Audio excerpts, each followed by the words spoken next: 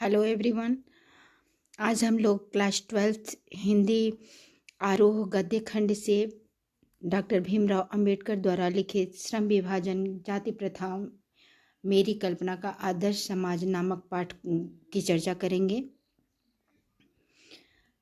यह चैप्टर प्रारंभ करने से पहले हम लोग डॉक्टर भीमराव अंबेडकर के बारे में जान लेते हैं। डॉक्टर भीमराव अंबेडकर का जन्म मध्य प्रदेश महू में 14 अप्रैल सन 1891 ईस्वी में हुआ था और इनकी मृत्यु दिल्ली में 1956 ईस्वी में हो गई।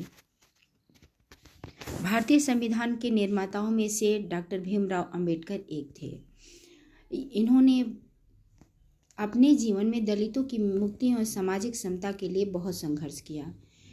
उनका पूरा लेखन इसी संघर्ष और सरोकार से जुड़ा हुआ है। स्वयं दलित जाति में जन्मे डॉक्टर भीमराव अंबेडकर का बचपन से ही जाति आधारित उत्पीड़न, शोषण एवं अपमान से गुजरना पड़ा था। इसलिए विद्यालय के दिनों में जब एक अध्यापक ने उनसे पूछा कि तुम पढ़ लिख कर क्या बनोगे, तो बालक भीमराव ने जवाब दिया कि मैं पढ़ लिख कर वकील बनूंगा और अछूतों के लिए नया कानून बनाऊंगा और छुआछूत को खत्म करूंगा। डॉक्टर अंबेडकर ने अपना पूरा जीवन इसी संकल्प के पीछे झोंक दिया। इसके लिए उन्होंने जमकर पढ़ाई की। व्यापक अध्ययन एवं चिंतन मनन के बल पर उन्होंने हिंदुस्तान की स्वाधीनता संग्राम में एक नई अंतर्वस्तु भरने का काम किया। वह यह था कि दास्ता का सबसे व्यापक व गहन रूप सामाजिक दास्ता है और उसके उन्मूलन के बिना कोई भी स्वतंत्रता कुछ लोगों की विशेष अधिकार रहेगी, इसलिए अधूरी होगी। उनके चिंतन व रचनात्मकता के मुख्यतः 3 प्रेरक व्यक्ति रहे: बुद्ध, कबीर और ज्योतिबा फूले। जातिवादी उत्पीड़न के कारण हिंदू समाज में से मोह भंग होने के बाद वे बुद्ध के समतावादी दर्शन में आश्वस्त हुए और 14 अक्टूबर सन 1956 को 5 लाख अनुयायियों के साथ बौद्ध मतानुयायी बन गए। भारत के संविधान निर्माण में उनकी महती भूमिका और एक निष्ठ समर्पण के कारण ही हम आज उन्हें भारतीय संविधान का निर्माता कहकर श्रद्धांजलि अर्पित करते हैं। यह चैप्टर जो है श्रम विभाजन और जाति प्रथा, मेरी कल्पना का आदर्श समाज, यह अंबेडकर के विख्यात भाषण एनिहिलेशन ऑफ कास्ट 1936 के ललई सिंह यादव द्वारा कृत हिंदी रूपांतरण जाति भेद का उच्छेद के 2 प्रकरणों के तौर पर है। यह भाषण जाति पाति तोड़क मंडल लाहौर के वार्षिक सम्मेलन सन 1936 के अध्यक्षीय भाषण के रूप में तैयार किया गया था, परंतु इसकी क्रांतिकारी दृष्टि से आयोजकों की पूर्णतः सहमति न बन पाने के कारण सम्मेलन ही स्थगित कर दिया गया और यह पढ़ा नहीं जा सका। बाद में अंबेडकर जी ने इसे स्वतंत्र पुस्तिका के रूप में प्रकाशित कर और वितरित किया, जिसे लोगों के द्वारा बहुत पसंद किया गया। यह चैप्टर जो है 2 शीर्षकों में विभाजित है। पहला शीर्षक है श्रम विभाजन और जाति प्रथा और दूसरा शीर्षक है मेरी कल्पना का आदर्श समाज। यह पहले वीडियो में, यह जो वीडियो है इसमें हम लोग बस श्रम विभाजन और जाति प्रथा की चर्चा करेंगे। इसके बाद का जो शीर्षक है मेरी कल्पना का आदर्श भारत, वह अगले वीडियो में मैं आप लोगों को बताऊंगी। तो चलिए हम लोग पहला प्रारंभ कर लेते हैं, श्रम विभाजन और जाति प्रथा। श्रम विभाजन और जाति प्रथा में इस शीर्षक में डॉक्टर भीमराव अंबेडकर जी ने हमें यह बताने का प्रयास किया है कि श्रम विभाजन जो है वह जाति प्रथा के अनुसार, श्रम विभाजन के अनुसार जाति की प्रथा स्थापित की गई है। जैसे ब्राह्मण जो है वो पुरोताही का काम करेगा, जो भूमिहार या अदर कास्ट है, वैश्य, क्षत्रिय ये यजमानी का काम करेंगे, या फिर शूद्र जो है वह साफ सफाई का काम करेगा, या फिर बढ़ई है वह लकड़ी का काम करेगा, लोहार है वह लोहे का काम करेगा। तो इस तरह से कार्य के अनुसार जाति प्रथा को अलग अलग विभाजित किया गया था। और इस चैप्टर में उन्होंने यह भी बताने का प्रयास किया है कि जो जाति प्रथा का निर्धारण हुआ है उनके कार्यों के अनुसार, उसके अनुरूप उनको समाज में समानता नहीं मिलती। अगर यह जाति प्रथा का निर्धारण हुआ है और इसके बावजूद सबको समान अधिकार समाज में मिलता तो कोई आपत्ति नहीं होती, क्योंकि समानता सबके लिए होनी चाहिए। लेकिन यहाँ पर समाज में जो वर्ग विभेद हुआ है, उस वर्ग विभेद के आधार पर कुछ लोग मनुष्य की तरह से जी रहे हैं और कुछ लोग मजदूर और पशु की तरह जीने के लिए विवश होते हैं। और साथ ही लोगों का जो व्यक्तित्व है, वह व्यक्तित्व कहीं ना कहीं दब के रह जाता है, क्योंकि हमारी क्वालिटी है कि हम बहुत प्रतिभावान हैं। कोई कोई बच्चा बहुत प्रतिभावान होता है, लेकिन गर्भ धारण करने के साथ साथ ही उसका निर्धारण हो जाता है कि नहीं, तुम इसी कास्ट के हो और इसी कास्ट का काम तुमको करना है। जबकि हो सकता है कि वह इतना प्रतिभावान हो कि वह बहुत कुछ कर सकता है, लेकिन उसको यह जाति प्रथा के निर्धारण के कारण उसे उसी काम को चुनना पड़ता है, जो कि सही नहीं होता है। वह हो सकता है कि उसकी रुचि उसमें ना हो, किसी और दूसरी चीज़ को बहुत बढ़िया से कर सकता है और उसकी प्रतिभा निखर सकती है। लेकिन यह जाति निर्धारण के कारण, उसके कार्य के अनुसार जाति निर्धारण के कारण कि नहीं यही काम करना है, उसकी जो क्षमता होती है वह दब के रह जाती है। इस चीज़ को इस चैप्टर में उन्होंने, जो यह चैप्टर हमारा है श्रम विभाजन और जाति प्रथा, इसमें डॉक्टर भीमराव अंबेडकर ने समाज के लोगों की दृष्टि इस ओर आकर्षित करने की कोशिश की है। तो चलिए हम लोग इस चैप्टर को प्रारंभ करते हैं। नेक्स्ट वीडियो में हम लोग मेरी कल्पना का आदर्श समाज, जो कि डॉक्टर भीमराव अंबेडकर ने अपनी कल्पना के अनुसार आदर्श भारत का क्या समाज होना चाहिए, किस प्रकार का समाज होना चाहिए, वह उसकी संकल्पना उन्होंने की है। उसकी चर्चा हम लोग अगले वीडियो में करेंगे। तो अभी इस वीडियो में हम लोग श्रम विभाजन और जाति प्रथा को देख लेते हैं। यह विडंबना की बात है कि इस युग में भी जातिवाद के पोषकों की कमी नहीं है।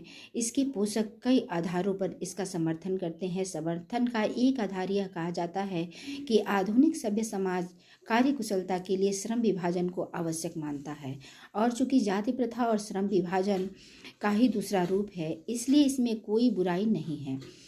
इस तर्क के संबंध में पहली बात तो यही आपत्तिजनक है कि जाति प्रथा श्रम विभाजन के साथ साथ श्रमिक विभाजन का भी रूप लिए हुए हैं। यहाँ बस श्रम विभाजन नहीं है, श्रमिक विभाजन भी है, इसका रूप लिए हुए। श्रम विभाजन निश्चय ही सभ्य समाज की आवश्यकता है। एक सभ्य समाज स्थापित करने के लिए श्रम विभाजन आवश्यक है, परंतु किसी भी सभ्य समाज में श्रम विभाजन की व्यवस्था श्रमिकों के विभिन्न वर्गों में अस्वाभाविक रूप से विभाजन नहीं करती है।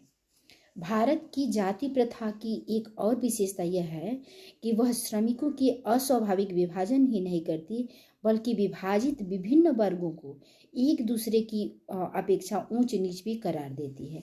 यहाँ पर भारत में जो जाति प्रथा का निर्धारण हुआ है, वह जाति प्रथा का निर्धारण श्रमिकों की जो का स्वभाव है उस तरह का विभाजन नहीं है। वह उनके वर्ग विभेद करके और उनमें ऊंच नीच का भाव पैदा करती है, जिससे यह मानसिकता हो जाती है जो ऊंचे कास्ट के लोग हैं वह नीच कास्ट के लोगों को निम्न दृष्टि से देखने लगते हैं। यह सही नहीं होता है, जो कि विश्व के किसी भी समाज में नहीं पाया जाता है। जाति प्रथा को यदि श्रम विभाजन मान लिया जाए तो यह स्वाभाविक विभाजन नहीं है, क्योंकि यह मनुष्य की रुचि पर आधारित नहीं है। कभी भी कोई मनुष्य यह नहीं कह सकता है कि श्रम विभाजन जाति प्रथा पर आधारित हो। श्रम विभाजन व्यक्ति की क्षमता पर आधारित होना चाहिए, न कि जाति प्रथा पर आधारित हो। कुशल व्यक्ति या सक्षम श्रमिक समाज का निर्माण करने के लिए यह आवश्यक है कि हम व्यक्तियों की क्षमता इस सीमा तक विकसित करें जिसमें वह अपना पेशा या कार्य का चुनाव स्वयं कर सके। इस सिद्धांत के विपरीत जाति प्रथा का दूषित सिद्धांत यह है कि इसमें मनुष्य के प्रशिक्षण अथवा उसकी निजी क्षमता का विचार किए बिना दूसरे ही दृष्टिकोण जैसे माता पिता के सामाजिक स्तर के अनुसार पहले से ही अर्थात गर्भ धारण के समय से ही मनुष्य का पेशा निर्धारित कर दिया जाता है। मनुष्य का पेशा गर्भावस्था में निर्धारित हो जाता है। अगर बढ़ई की पत्नी गर्भवती होती है तो उसका पुत्र बढ़ई मान लिया जाता है। ऐसा निर्धारण है जो कि सही नहीं है। जाति प्रथा पेशे के दोषपूर्ण निर्धारण ही नहीं करती, बल्कि मनुष्य को जीवन भर के लिए एक पेशे के में बांध देती है। यह जाति प्रथा है वह एक पेशे में बांध देती है। अगर व्यक्ति चाहे कि हम दूसरा कार्य कर सकते हैं तो यह जाति प्रथा जो है वह उसे कार्य करने नहीं देती।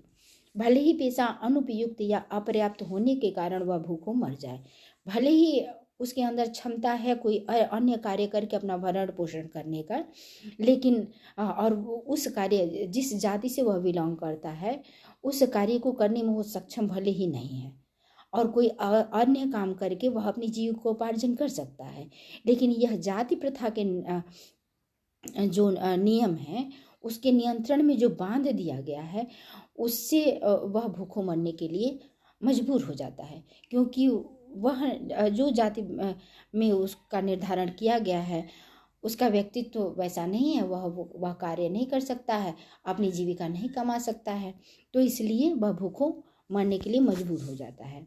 भले ही पेशा अनुपयुक्त और अपर्याप्त होने के कारण भूखों मर जाए।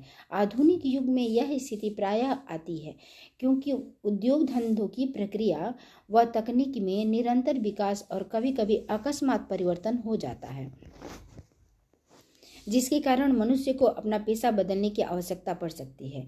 और यदि प्रतिकूल परिस्थितियों में भी मनुष्य को अपना पेशा बदलने की स्वतंत्रता न हो तो उसके लिए भूखों मरने के अलावा क्या चारा रह जाता है। अगर प्रतिकूल परिस्थितियां हैं कि या तो हमारा व्यवसाय जो है उसके अनुरूप हमारे पास साधन नहीं है तो हम वह व्यवसाय नहीं कर सकते हैं, या फिर हमारी क्षमता नहीं है हम वह व्यवसाय नहीं कर सकते हैं, हमारी क्षमता किसी और चीज़ में है वह व्यवसाय हम कर सकते हैं लेकिन हमें करने नहीं दिया जा रहा है, तब ऐसी प्रतिकूल जब परिस्थितियाँ आ जाती हैं उन परिस्थितियों में व्यक्ति भूखों मरने के लिए विवश हो जाता है। हिंदू धर्म की जाति प्रथा किसी भी व्यक्ति को एक पेशा चुनने की अनुमति नहीं देती। जो इसका पैतृक पेशा न हो भले ही वह उसमें पारंगत हो। इस प्रकार पेशा परिवर्तन की अनुमति न देकर जाति प्रथा भारत में बेरोजगारी का एक प्रमुख व प्रत्यक्ष कारण बनी हुई है। इस प्रकार हम देखते हैं कि श्रम विभाजन की दृष्टि से भी जाति प्रथा गंभीर दोषों से युक्त है। जाति प्रथा का श्रम विभाजन मनुष्य की स्वेच्छा पर निर्भर नहीं रहता। मनुष्य की व्यक्तिगत भावना तथा व्यक्तिगत रुचि का इसमें कोई स्थान या महत्व नहीं रहता, यानी व्यक्ति का व्यक्तित्व ही मार दिया जाता है। जो व्यक्ति है उसका व्यक्तित्व, उसकी भावना, उसकी व्यक्तिगत जो रुचि होती है उसका कोई महत्व नहीं होता है। महत्व होता है तो जाति का होता है, जो जिसका पूर्व निर्धारण हो चुका है। जाति का जिसका पूर्व निर्धारण हो चुका है, अब उस व्यक्ति का व्यक्तिगत भावना क्या है, उसकी रुचि क्या है, यह महत्व नहीं रखता। पूर्व लेख ही इसका आधार है। इस आधार पर हमें यह स्वीकार करना पड़ेगा कि आज के उद्योगों में गरीबी और उत्पीड़न इतनी बड़ी समस्या नहीं जितनी यह कि बहुत से लोग निर्धारित कार्य को अरुचि के साथ केवल विवशतावश करते हैं। जो निर्धारित कार्य उनके लिए बना है उसे केवल विवशतावश बिना रुचि के वो करते रहते हैं, और ऐसी स्थिति में कार्य करना श्रेयकर नहीं होता है, क्योंकि वह जो कार्य बिना रुचि के किया जाता है वह कार्य निश्चय ही वह कार्य सही से नहीं होता है, वह कार्य उत्कृष्ट संपादन नहीं दे पाता है। उत्कृष्ट प्रतिफल पाने के लिए हमें रुचि का होना हमारे अंदर जरूरी होता है, और अरुचि होने के कारण हमारे व्यक्तिगत जो क्वालिटी है उसके अनुसार कार्य नहीं मिलने के कारण हमारी कार्य क्षमता कम होती है। इसके कारण उत्पादन भी कम होता है, इसका प्रभाव भी पड़ता है। लेकिन फिर भी हमारे समाज में जो जाति प्रथा है उसका निर्धारण करने के कारण लोग मजबूर होते हैं। ऐसी स्थिति में जहाँ काम करने वालों को न दिल लगता हो न दिमाग, कोई कुशलता कैसे प्राप्त की जा सकती है। अतः यह निर्विवाद रूप से सिद्ध हो जाता है कि आर्थिक पहलू से भी जाति प्रथा हानिकारक प्रथा है। इस प्रकार इसमें कोई विवाद ही नहीं है, यह हमारे सामने सिद्ध हो जाता है इन सारी बातों को देख करके कि जो जाति प्रथा है वह पूरी तरह से हमारे लिए हानिकारक है, क्योंकि यह मनुष्य की जो स्वाभाविक प्रेरणा रुचि है और वह आत्मशक्ति है उसको दबाकर उन्हें अस्वाभाविक नियमों में जकड़कर और निष्क्रिय बना देती है।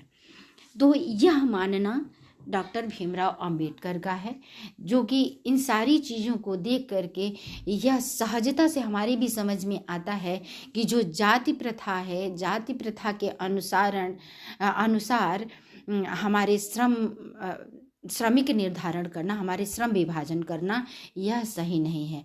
हमारे श्रम का विभाजन हमारी क्षमता के अनुसार होना चाहिए, न कि जाति प्रथा के अनुसार होनी चाहिए।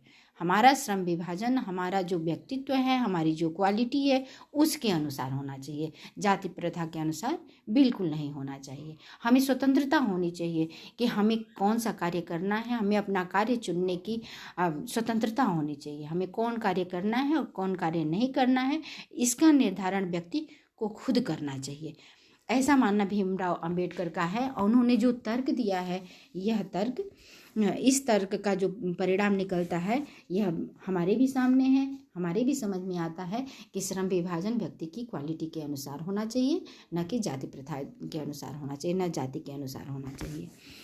अब प्रश्न यह उठता है कि आदर्श समाज क्या होना चाहिए। तो डॉक्टर भीमराव अंबेडकर, यह शीर्षक जो है मेरी कल्पना का आदर्श समाज, इसमें इन्होंने उनकी कल्पना से जो आदर्श समाज होना चाहिए, आदर्श भारत जो होना चाहिए, किस तरह का होना चाहिए, यह अगले शीर्षक में उन्होंने बताया है, जिसकी चर्चा हम लोग नेक्स्ट वीडियो में करेंगे। अगर यह वीडियो अच्छा लगा हो तो इसको लाइक कीजिएगा और कमेंट भी कीजिएगा।